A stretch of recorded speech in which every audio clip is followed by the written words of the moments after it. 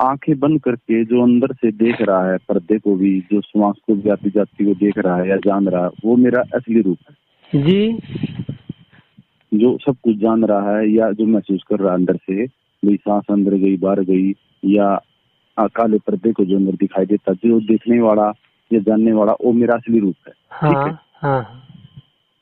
अब हो गया पहला प्रश्न क्लियर। हाँ। उसके बाद उस फील को या उसको महसूस क्या करना भैया, वो मेरा असली मैं है, जो जान रहा है या देख रहा है। बाकी शरीर कर रहा है, शरीर ही खा रहा है, या वो भी जो दिखाई दे रहे दृश्य है वो अलग है सब। हाँ, अब आपने ये तो जान लिया कि सांसों को जानने वाला, प्रकाश को जानने वाला, अंधकार को जानने वाला, वो मैं हूँ। विचारों को जानने वाला मैं हूँ। ठीक है, इतना तो ज्ञान हो गया ना। अब इतना तो है, इतना ज्ञान है, वो मैं हूँ और उसी को जानना है। अब ये देखिए, एक विधि मैं आपको ये बताता हूँ आपको कि आपको अंधकार देखना बंद कर दीजिए, प्रकाश देखना बंद कर दीजिए। ठीक, सांसों का अनुभव करना बंद कर दीजिए। मतलब जितने अनुभव हम करते हैं वो अनुभव करना हम बंद कर दें, तो जो शेष बचेगा उसका स्वतः ही बोध होने लगता है। ये आप कभी इसका आजमा लीजिए। ठीक, एक विधि है। जब किसी भी प्राणी पदार्थ पे हमारी जब दृष्टि जाती है तो वहाँ का बोध होता है, न कि मुझे अपना बोध होता है। अगर वहाँ से हम दृष्टि लौटा लें, वहाँ से लौटा लें, और जब हम कहीं न देखें, न कहीं सुने, न कहीं देखें, हमारी 5 ज्ञानेंद्रियां हैं ना, तो 5 ज्ञानेंद्रियों के माध्यम से हम मतलब कि दृश्य में चले जाते हैं। आंखों के द्वारा रूप में चले जाते हैं, कोई रूप देखते हैं। कानों के द्वारा कोई शब्द सुनते हैं। जीवा के द्वारा हम कुछ मतलब रस का स्वाद लेते रहते हैं। और इंद्रियों के द्वारा स्पर्श करते हैं, उसका स्वाद लेते रहते हैं। तो ऐसे ही हमारी इंद्रियां हम देखना सुनना बंद कर दें। इसीलिए तो अपने योग दर्शन में, अष्टांग योग में बताया गया है प्रत्याहार। प्रत्याहार का अर्थ ही होता है कि जो इंद्रियां हमारी मतलब कि बहिर्मुखी हुई हैं, उसको मतलब कि लौटा लें स्वयं की ओर। ठीक बात। तो स्वयं की ओर तो नहीं लौट सकती हैं। कहने का भाव है कि हम देखना बंद कर दें। ये हमारे कहने का भाव है वहाँ पे। ठीक, अगर हम देखना ही बंद कर दें, सुनना ही बंद कर दें, रस लेना ही बंद कर दें, स्पर्श करना ही बंद कर दें, तो हम खुशबू लेना ही बंद कर दें। जब हम नहीं लेंगे तो हम अंदर चले गए। ठीक, बाहर से तो हम कट गए, मेरा कनेक्शन बाहर से कट गया। ठीक, अब अंदर बचा मन। अब मन क्या कर रहा है कि वो विचार कर रहा है, भाव कर रहा है। तो ये विचार और भाव, ये दोनों भी हमारे बंद हो जाएं अंदर का, तो जो बचेगा वही मैं हूँ। तब आप देखिए स्वतः ही बोध होने लगेगा, उसमें आपको करना नहीं पड़ेगा। जब हमको या तो हम अंदर कुछ देख रहे होते हैं या बाहर, तो हम द्वैत में बने रहते हैं। ठीक बात है। हाँ। ये जब हमारा अंदर बाहर का द्वैत भाव समाप्त हो जाए ना, तो मुझे मैं हूँ का स्वतः ही बोध होने लगेगा, अपने स्वरूप का स्वतः ही बोध होने लगेगा, जो असली मेरा मैं है। मुझे शरीर का बोध कब होता है? इंद्रियों के माध्यम से हम अपना शरीर देखते हैं, दूसरे का शरीर देखते हैं। ठीक, और मन के माध्यम से हम अपने विचार भाव को देखते हैं। या तो बहुत करेंगे हम मन के द्वारा अपने शरीर पे अपनी चेतना को दौड़ा सकते हैं, इसी को बोलते हैं ना कायोसर्ग। ठीक बात है। हाँ, तो वो भी हम पूरे शरीर पे अपनी चेतना को दौड़ाना बंद कर दें। एक विधि है, एक विधि ये है कि पैर से लेके अब पूरे शरीर तक अपनी दृष्टि पूरा मतलब कि आप घुमा लीजिए। उसके बाद फिर एकदम शरीर को शिथिल कर लीजिए। अब न बाहर का देखना हो, न अंदर का देखना हो, न सांस का अनुभव हो, न कोई दृश्य, न नाद, न कुछ। बस जब आप शेष बचेंगे ना तो स्वतः ही बोध होने लगता है अपना। ठीक बात है। इस ढंग से आप अपने स्व का बोध कर सकते हैं। दूसरी विधि ये है कि जो जानने वाला है, जानने वाला ही जानने वाले को मतलब खोज रहा है। ठीक बात। तो ये है, इसीलिए कहा गया है कि बाहर का पट बंद कर मतलब अंदर खोज। मतलब ये कहा गया है ना, सब घट मेरा साइया सोनी सेज न कोई, बलिहारी उस घट की जिसमें प्रगट होए। और तेरा साहेब है घट भी भीतर, बाहर रहना क्यों खोले। कबीर साहब साखी है ना, पानी में मीन पियासी मोहि सुन सुनी आवत हासी। यानी मछली पानी में है और पानी के लिए प्यासी है। तो ये जीव के लिए कहा जा रहा है कि वो स्वयं ही परमात्मा में है, वो परमात्मा स्वरूप है, लेकिन वो बाहर खोज रहा है। तो ये मतलब कि संकेत है सब अपने ही ओर है। लेकिन नहीं, आपकी बात से मैं सहमत हूँ। जैसे हम जब आँख खोलते हैं, दृश्य देखते हैं, कोई नारी देखी या पुरुष देखा, हमारी दृष्टि उस पे जाती है, फिर मन में विचार उठते हैं। हाँ हाँ। तो लेकिन अगर उसको देखने से पहले तो मेरा होना है, उसके द्वारा ही मैं देख रहा हूँ। हाँ तो ये, हाँ बहुत बढ़िया बात। जब जैसे ही आप किसी दृश्य को देखें, ठीक है, मान लीजिए उदाहरण में स्त्री जा रही है, तो जैसे उसको आप देखें और तुरंत आपको ये बोध होना चाहिए कि देख कौन रहा है। जैसे ही ये बोध होगा ना, तुरंत आप अपने में आ जाएंगे। ये तुरंत प्रश्न कर दीजिए कि देख कौन रहा है। जैसे ही आप प्रश्न करेंगे ना, तुरंत आप अपने में आ जाएंगे। बस वो जो देख रहा था बस उधर आपकी दृष्टि चली जाए। वो मैं हूँ। हाँ, वो मैं हूँ। एक प्रश्न कर दीजिए, हाँ ये जान कौन रहा है, देख कौन रहा है। प्रश्न ये बात हुई ना।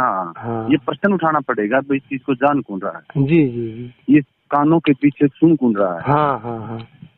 ये नाकों के पीछे सुगंध कौन दे रहा है। जी। अरे ओशो ने उसी को न साक्षी बोला है। मतलब कि जैसे उन्होंने एक बड़ा बढ़िया उदाहरण दिया था, मैं बहुत पहले उनको सुना था, अब हो गया। देखिए, जो गुरु होते हैं सबके गुरु होते हैं, कोई पक्षपात नहीं है। तो उन्होंने एक बड़ी बढ़िया बात करी है कि एक जैसे सिनेमा हॉल है, तो आपने देखा होगा कि जैसे लोग आगे के लोग मतलब कि फिल्म देख रहे हैं, तो उसके पीछे भी बालकनी पे लोग बैठे रहते हैं ना। दो प्रकार की होती है ना सीट। कभी आप पिक्चर हॉल में गए होंगे तो वहाँ पे पहले एक नीचे कम पैसे वाला होता है, जो लोग मतलब अपना सर उठा के देखते हैं, एकदम नीचे रहते हैं। और सबसे जो पीछे लोग रहते हैं ना, तो बहुत ऊंचाई पे रहते हैं, तो उनकी सिर जो होता है एकदम मतलब सीधी रहती है, और वो पैसा ज्यादा देते हैं तो उस सीट पे बैठते हैं। तो उन्होंने एक बात मतलब कि एक जो है ना, जो आपका मार्ग है सुनते हैं, क्योंकि जो आपके गुरु थे सच्चिदानंद जी महाराज, वो ओशो को भी सुना उन्होंने, महर्षि रमन के पास भी खूब रहे। अच्छा, तो और किसको फॉलो करते थे? निसर्गदत्त महाराज को पढ़ा उन्होंने। और उन्होंने अपने जीवन का जय कृष्णमूर्ति। हाँ, जय कृष्णमूर्ति, ये भी गजब आदमी थे, जबरदस्त। और तो ये चारों अध्यात्म, गीता का भी कुछ, गीता का भी लेते थे लोग। हाँ, गीता मतलब ये 4-5 चीजें ऐसी हैं जो इंडिया का, भारत का अध्यात्म का मूल है। रमन महर्षि, जय कृष्णमूर्ति, और चौथा कौन सा है? और जय कृष्णमूर्ति, गीता। हाँ, गीता का क्या, ये मतलब निचोड़ है, इसी में सब कुछ इंडिया का अध्यात्म सब कुछ। अच्छा, लेकिन जो आप बड़ी बात है ना, ये मैं हूँ, ओशो ने भी इसके ऊपर बोला है। ओशो का भी मेडिटेशन था, मैं हूँ, उसको महसूस करो। हाँ। लेकिन है ना, आप बड़ी बात सही भैया जी। देखिए, हम आपको बताऊं, थोड़ा शब्दों में फर्क हो जाता है, लोग कंफ्यूज हो जाते हैं। ओशो ने ज्यादा साक्षी भाव पे बोला है, तो वो हाँ, साक्षी को ही हाँ, जय रमन महर्षि उसको मैं हूँ बोला है, ठीक। हाँ, तो ये भाव पकड़ना चाहिए, बात वही है। बात वही है, ठीक बात है। हाँ, और कृष्ण मूर्ति उसको मतलब ज्यादातर अवेयरनेस बोला है, जागरूकता बोला है उन्होंने। तो आप इसको करने के लिए अलग से मेडिटेशन भी करते हो? हाँ, ध्यान में बैठते हैं, प्रतिदिन बैठते हैं। ध्यान में कितनी देर बैठे जी? अब ध्यान में जैसे पहले तो बहुत ज्यादा बैठते थे, मतलब कि, लेकिन अब जब बोध हो गया तब इतना नहीं बैठते हैं, लेकिन नियम नहीं तोड़ते हैं। आपको सच्चाई बता रहा हूँ मैं। सोने के ध्यान में क्या फीलिंग लेते हो आप? मतलब क्या आप आंख बंद करके श्वास को देखते हो? नहीं, कुछ नहीं देखते हैं, देखना नहीं है। जो देखने वाला है उसके बोध में बने रहना है बस। अच्छा, जो जान रहा है बस उसकी अपन नॉलेज होनी चाहिए, देख रहा है बस उसी भाव में, जिसको बोलते हैं साक्षी भाव। ठीक नहीं, जैसे मैं चल रहा हूँ, पैदल चल रहा हूँ, तो जो चलने को भी महसूस कर रहा है, जान रहा है, देख रहा है, मैं उसको याद करता रहूँ, उसी की याद में जीता रहूँ। देखिए भैया जी, आप जैसे आप चल रहे हैं, हाँ। भीड़ भाड़ है रास्ते में, तो अब आप अगर स्वयं में आ जाएंगे तो आपकी आंख बंद हो जाएगी। ठीक, तो आपको वहाँ पे अपने चलने को देखना है। लेकिन ये भी एक तरह से जागरूकता है कि आप ध्यान से अपने चलने को जान रहे हैं, और आगे पीछे गाड़ी मोटर आ रही है उसको आप जागरूक होकर जान रहे हैं। ठीक, ये इसको बोलते हैं स्थूल क्रिया के प्रति जागरूक रहना। ठीक। और दूसरी विधि है कि जैसे आप घर में भोजन कर रहे हैं, स्नान कर रहे हैं, नहीं, उसमें स्थूल क्रिया में तो सब आ गया। जैसे आप पैदल चल रहे हैं, स्नान कर रहे हैं और भोजन कर रहे हैं। ठीक, और अपना बिस्तर लगा रहे हैं, अपने घर में जो भी क्रियाएं कर रहे हैं उसके प्रति जागरूक रहना, ये मतलब कि सबसे पहली सीढ़ी है। दूसरी सीढ़ी ये है कि मन में आपके क्या विचार चल रहे हैं, क्या भाव चल रहा है। ठीक, तो ये ध्यान अवस्था में बैठ के आपको देखना है। और जब विचार शांत हो जाए ना, तो जो विचारों को देख रहा था, भावों को देख रहा था, बस उसके बोध में बने रहना है। तो उसका मतलब उसके बोध में बने रहना मतलब उसको महसूस करते रहना। हाँ, बोध का मतलब महसूस करना, और क्या। अब शब्दों में कुछ आप बोल सकते हैं, जो भी आपको मतलब कि सरल लगे समझने में, वो आप बोल सकते हैं। महसूस करना बोल सकते हैं। नहीं, मैंने वो आपका अच्छा लगा जो आप कहते थे ना, बस किसी भी चीज को देखो, इसको देख कौन रहा है, वो प्रश्न उठाएंगे ना, बार बार वह चीज पकड़ में आएगी, मेरा होना। हाँ, तो ये इसी में हमने बता तो दिया। ये जो अभी हमने 3 साधनाएं बताई आपको, जैसे आप रास्ते में जा रहे हैं, मान लीजिए कोई महिला दिखाई दी, तो वो भी एक तरह से स्थूल क्रिया है ना। चल रहे हैं आप, चलने को जान रहे हैं। स्नान कर रहे हैं आप, स्नान को जान रहे हैं। भोजन कर रहे हैं आप, भोजन को करने को जान रहे हैं। तो ये प्रथम सीढ़ी हो गई, मतलब कर्म करते हुए, स्थूल क्रियाओं के करते हुए जागरूक रहना। अब अगर वहाँ आप विचारों के प्रति जागरूक हो जाएंगे तो रास्ते में आप चल रहे हैं रोड पे, तो वहाँ पे क्या होगा कि दिक्कत हो जाएगी। गाड़ी चला रहे हैं आप, विचारों को देखने लगेंगे, तो फिर वहाँ दिक्कत हो जाएगी। ठीक, तो आप वहाँ पूरी सावधानी रखें गाड़ी चलाने में आप। ठीक बात। हाँ, और जब आप समय मिले ध्यान में, तो क्या विचार चल रहा है, क्या भाव चल रहा है, उसके प्रति आपको जागरूक रहना है। आधा घंटा, मान लीजिए 10 मिनट 15 मिनट देखिए। जब विचार शांत हो जाए तो बस स्वयं के बोध में निराधार हो जाइए। हाँ, देखिए ध्यान की विधि यही है ना कि जैसे सांसों के देखना, ज्योति देखना, नाद सुनना, ये ध्यान है। और उससे थोड़ा ऊपर आप गए तो आप विचार जो चल रहा है, विचारों को देखिए, वो भी एक तरह से ध्यान ही है। विचार को देखना भी एक तरह से ध्यान ही है। हाँ, और जब विचार शांत हो जाए तो बस आप स्व के बोध में बने रहें।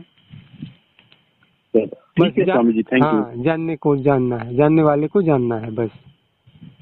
ठीक है बात। हाँ, ये जब आप इसमें टिक जाएंगे भैया जी।